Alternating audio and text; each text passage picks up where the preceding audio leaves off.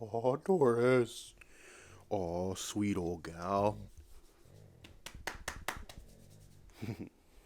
Okay, so I picked up this guitar for super cheap with the hard case, and check it out.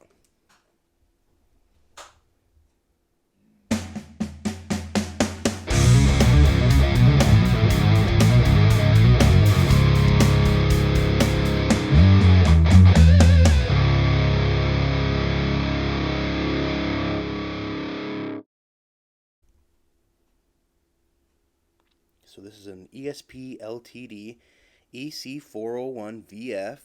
It's got the Seymour Duncan JB59 combo, which I love. Picked it up for $350 Canadian with the hard case. It's in near mint condition.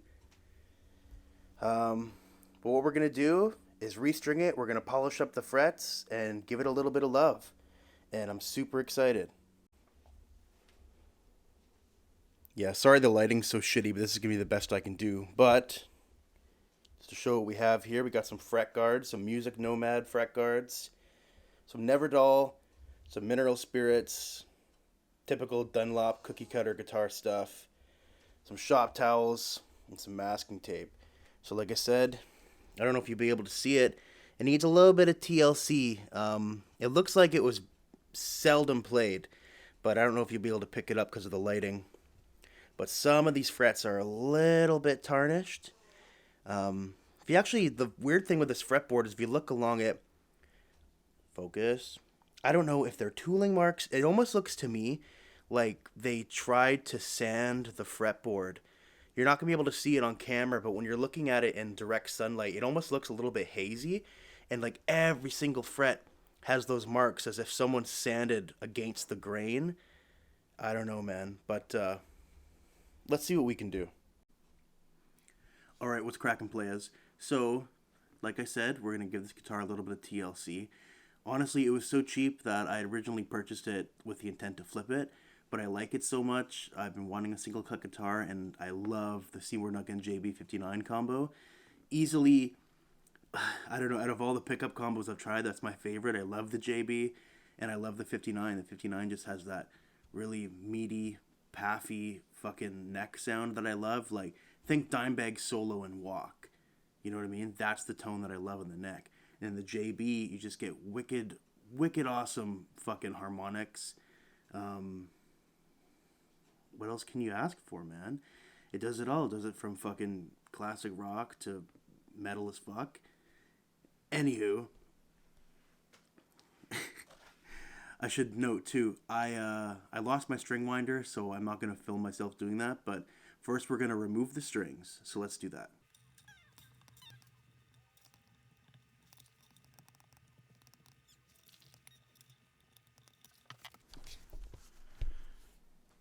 So let this be a lesson to you to buy more than one string winder, because when you lose it, as you inevitably will, it becomes a huge time-consuming process.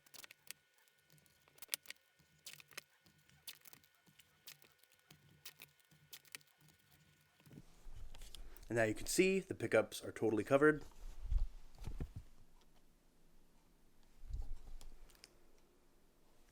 So now I got the mineral spirits. I'm going to put a wee bit on this cloth right here. It's got about that much, and even that's a bit much. But we're just going to start wiping down the fretboard.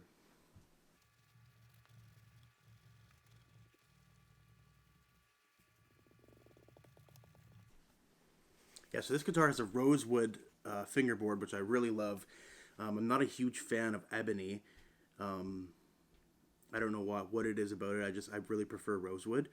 Like I said before, this one, it seems like somebody maybe sanded it the wrong way and then kind of took it out, but not enough. And it has this weird kind of faded kind of tinge to it.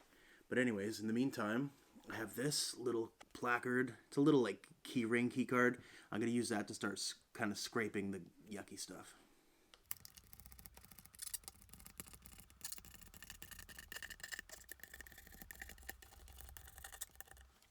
It's worth noting too, this guitar was actually in really nice shape when I picked it up. Actually, I had it shipped to me, but I was really surprised. It's one of those things where it was so cheap. I was kind of like, oh, too good to be true. And thus far, it's really in beautiful shape, man. Even just the piece of wood for the rosewood is just got this awesome veining in it. It's a beautiful guitar, so I'm super stoked. Okay, so now I got my fret guard, and I used some scissors to kind of nicely cut out some nice little chunks of steel wool. So now we're going to do that.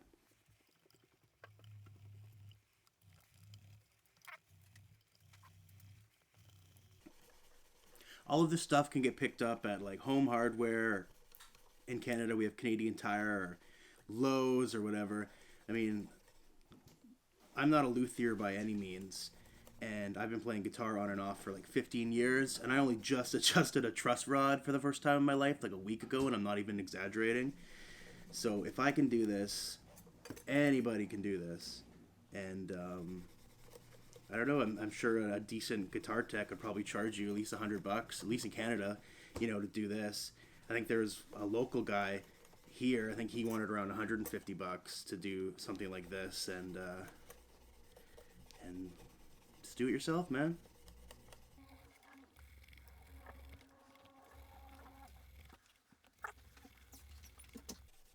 Sorry for the camera angle, it's kind of the best I can do, but essentially, you're pressing this, obviously the fret comes through there, and then just fucking rubbing it with steel wool, man. And like, there's a huge difference. I'll probably go over all the frets twice. All of the frets, below the 15th were actually in really good shape. It's the 15th to like the 22nd, whatever's on this guitar, is when it was getting a little bit kind of nasty. You can tell they just didn't really play in that area that much, which is totally fine. But yeah, let's keep at her.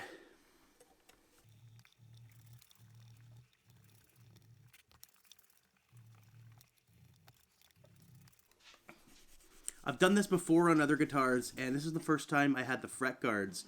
So if you don't have fret guards, what you can do is, it's extremely time consuming, but you can use painter's tape or masking tape and just paint off or tape off all your fretboard, and it's a huge pain in the ass to do. So these are just so much better, and I think it was like, I don't know, $25 or something for this set, and it comes with 3 of them in a nice storage tube with cloth and fret polishing stuff, so it's pretty good deal. And just the convenience, I've seen people use old credit cards and debit cards and things like that, and I was not able to do that. I wasn't able to cut a nice perfectly straight slot in those old cards for whatever reason. And take all of this with a grain of salt.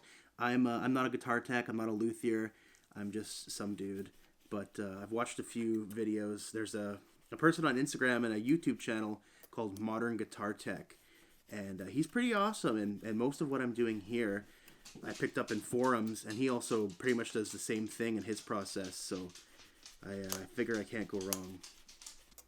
Already I'm seeing a huge difference. Even on the frets that looked good, they look so much better now. A lot of times doing a decent fret polish on a guitar can really bring it back to life. Looking at this guitar, even though it's Indonesian made, the fret ends are rounded really nicely. Like, I'm kind of blown away, actually. Man, they look really good. I've had 3 Indonesian made LTDs. One was a V401. This is an EC401. And then I have an H31000, my purple guitar, which is Indonesian made. When I ordered that guitar off Thomann, and I zoomed in on it after I had ordered it and saw the back of the headstock, and it said made in Indonesia, I was like, No, God! No, God, please, no! No! No! No! Yeah. I was pleasantly surprised when I got it, but the one thing I've noticed with that guitar is the frets were, despite it being a new guitar, for whatever reason, they weren't shiny, they weren't smooth. They're a little bit gross, and they still are, so that's probably something I'm gonna do this with that guitar next, I imagine. But yeah, working on your guitars is always a really cool thing. Like, Right now my kids are in daycare, and my wife is at work for the day, so I'm pretty happy just plunking away doing this. What a huge difference this has made on the frets, man. Oh my goodness. Let's see if you can kind of see it.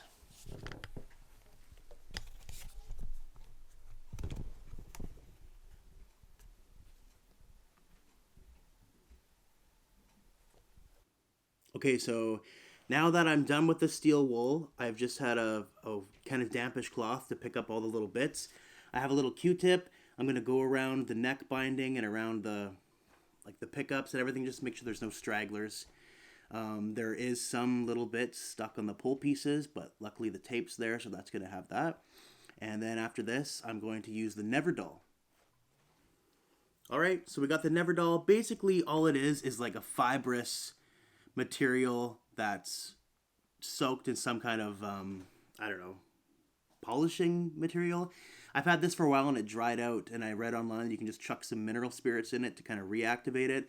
But what we're going to do is we're going to go back to putting this on the frets, and I'm going to pull out a little wad of this, and then we're going to polish it up, and you'll see it usually pulls off some of the kind of gray tarnish and stuff too, which will have been lifted with using the steel wool.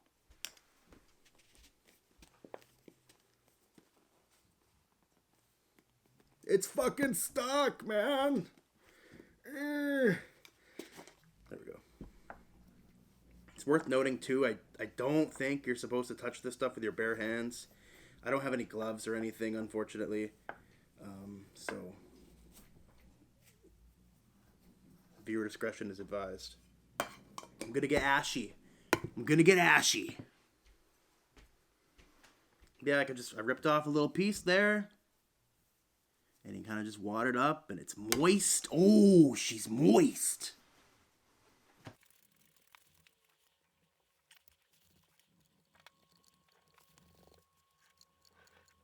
You can see it's getting kind of a dark gray. It's exciting.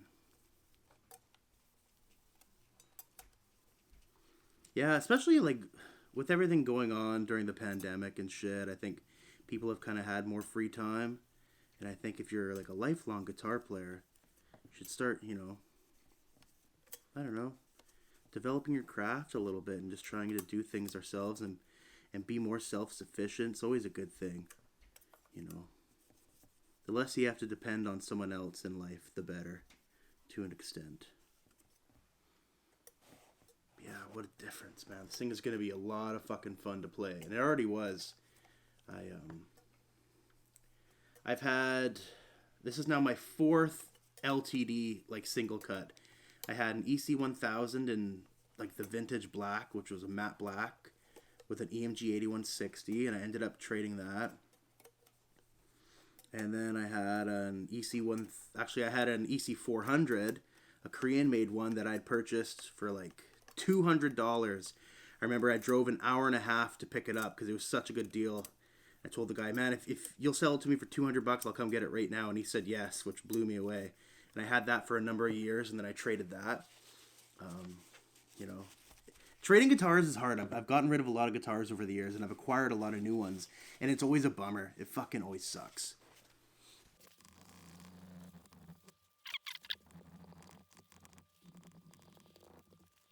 Okay, so now I have this typical Dunlop lemon oil, which I'm going to use on the fretboard. Focus.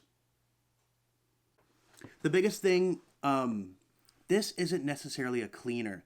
It's a conditioner. And I know a lot of guys, they'll throw this on every time they change the strings. They may do it for years, and it just builds up.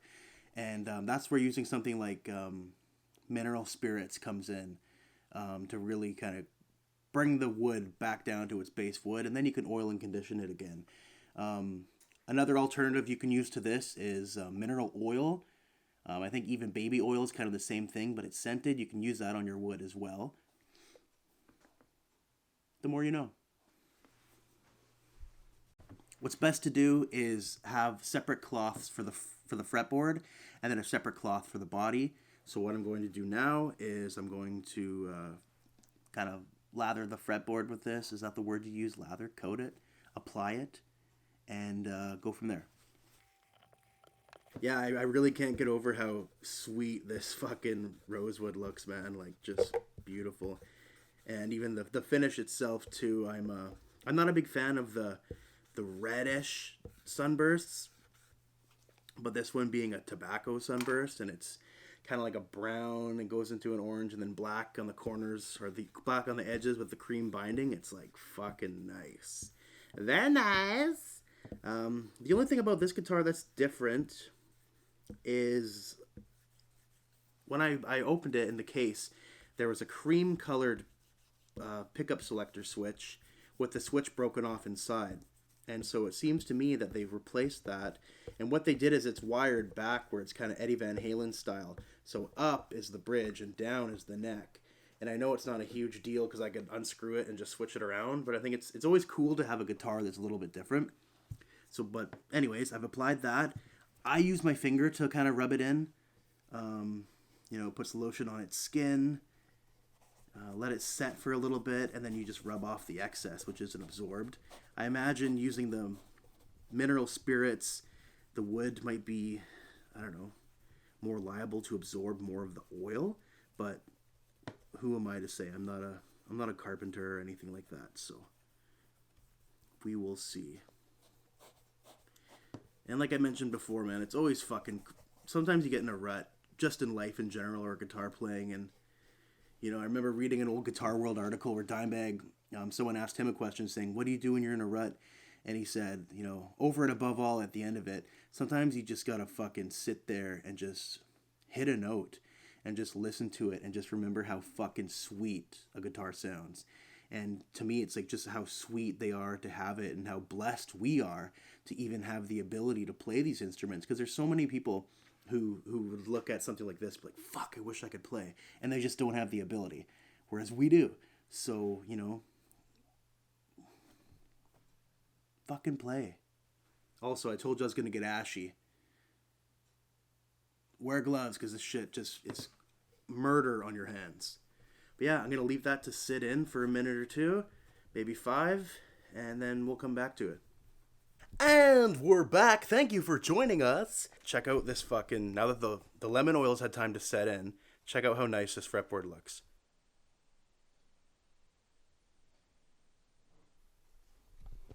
Beauty. Okay, so now I'm going to use...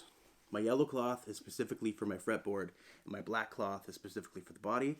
So I'm going to use this to kind of wipe off the excess oil. Let's go.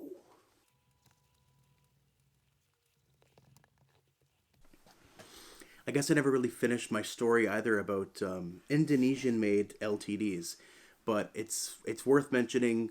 For me, the majority of guitars I've owned have been ESP Ltd.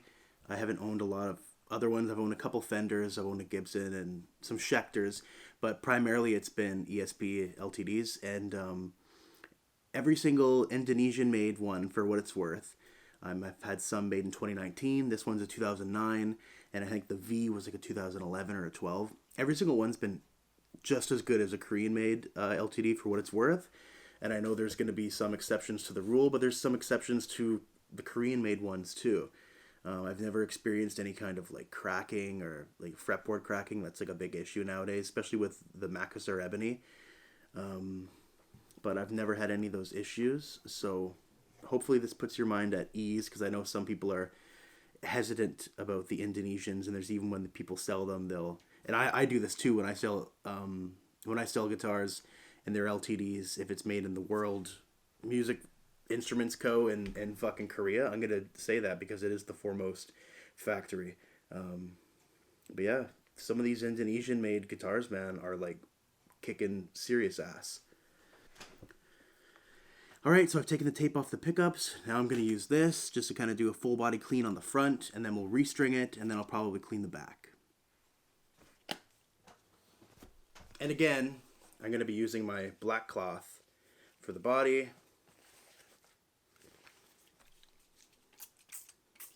I know it says to not put it directly on your guitar and to put it on a cloth or something first. I never ever do that. I never have. Never will. Works totally fine. Just spraying it right on. Right on. Right on. That's such a Canadian thing.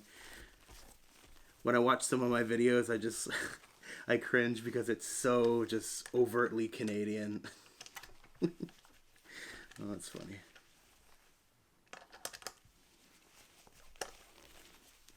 Yeah, once this bad boy is strung up, you guys will see. For this being a fucking 12-year-old guitar now, I'm telling you, it's like whoever had it, fucking, I don't know, man. They played it. It's like they played it once and then put it in a case and never touched it again. It's just that mint. Yeah, easily a 9 out of 10 condition. And again, it was so cheap. I was really apprehensive. Like, why is it so cheap? Because I bought it through Long & McQuaid's Gear Hunter, and Long & McQuaid is Canada's, I think, largest like national music chain. I've gotten some good deals through Long & McQuaid, but there's been times where I've bought and used gear from them online, and they totally misrepresented what they were selling, and it was really frustrating for me. And they also are ones to their store, right? They have tons of overhead, so they have to charge the max that they can get. They like to tell you when you're trading in, they'll totally lowball you and be like, oh, we sell used gear at about 60% of retail, which is total bullshit. A lot of times it's just a few dollars off what it was new, right? If it's in good shape. So a guitar this new, it's in excellent shape. I was so surprised they sold it so cheap. I've also purchased, this was $350, and I also purchased Esp Ltd Deviator, Dave Mustaine Signature V with the JB and Jazz, and I ended up buying that for like $350, and it needed a little bit of TLC, so I kind of did what I did here, and then I ended up trading that for a Chapman Telly, and then I traded that Chapman Telly for an EVH 5153 50-watt head, so I was in it for that head for $350, which is so cool. It's always good when we can get kind of wicked deals like that. And it was just fate. The guy who was trading that EVH amp specifically wanted a Chapman Telly. And I was like, what? What are the odds?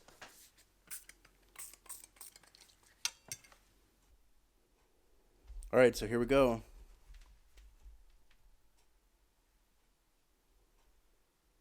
Just like, again, really pristine condition, man. I'm really happy with how this turned out. So we're going to restring it. And yeah, I think that's kind of it. I'm going to restring this with some Diodario 10 to 52s. I'm probably going to keep this in maybe E flat or standard. Pretty well all my guitars are always in drop D, drop C, drop B, drop A. I'm self-taught. I've always played in drop D. It's just something that clicked for me. I was able to kind of come up with my own style and my own chords with using those. But let's get this bitch fucking restrung. I'm not going to show this whole thing, and 99% of you know how to fucking restring a guitar. But if there's anyone out there that doesn't, what I do... I'll also say, too, I've always used Diodarios, but recently I started using Ernie ball strings, and the way they're packaged is so much better than Diodarios, because in Ernie ball, each string is individually wrapped, whereas with Diodario, it all comes in one package, and then the E and A are bound together, the D and G are bound together, and the B and E are put together. And it's just kind of a pain in the ass sometimes. But I digress. So regardless if it's like through body or stop tail bridge or whatever, what I always do and what I was kind of shown to do is pull it tight at the bridge, put your hand karate chop style here at the 5th fret, put it through, again, hand at the 5th fret, karate chop style, pull it till it's taut at the bridge, and then put a kink in it, and then go from there. And that way, you don't have such a huge excess amount of string at the tuner. I know some people say that's what you want in order to kind of bind the string if they're non-locking, but I've always done it this way. I've found it to be so much easier. And then all you do is just wind as usual, right? The excess, the first time it's going to go under the string, and then the remaining times it's going to go over the string. And that's it, man. Do that for all your strings, and you're good to go. And it's nice to... you saw how long it took me to unravel these strings, and that was because there was just like 100 windings on each post, which was a pain in the ass. But it just looks cleaner. I've never really had issues. And then, of course, as you normally would, you want to stretch your strings, right? So kind of pull the shit out of them a couple times. Bang. That's it, man. So I really hope you guys enjoyed this video. Once it's restrung, I'm going to fucking plug it in, and maybe we'll give it a listen. And that's it. So I hope this helped you guys and showed you that, like, if I can fucking do this shit, anybody can do this shit. And I always say that because I'm somebody who, I'm not comfortable going out of my comfort zone at all. So if I can do this, literally anybody can do it. So thanks so much. Give a thumbs up if you liked the video. Subscribe, share it to your friends if you think they need to see it. I can't wait to use this guitar more because, like I said, it was just a steal of a deal, and it's just gorgeous. I'm so, so happy. So thanks, guys. Take care. All right, you guys, you'll have to forgive the terrible lighting in here. I just want an audio sample. But number one, I tuned this by ear. Check this out. Not bad.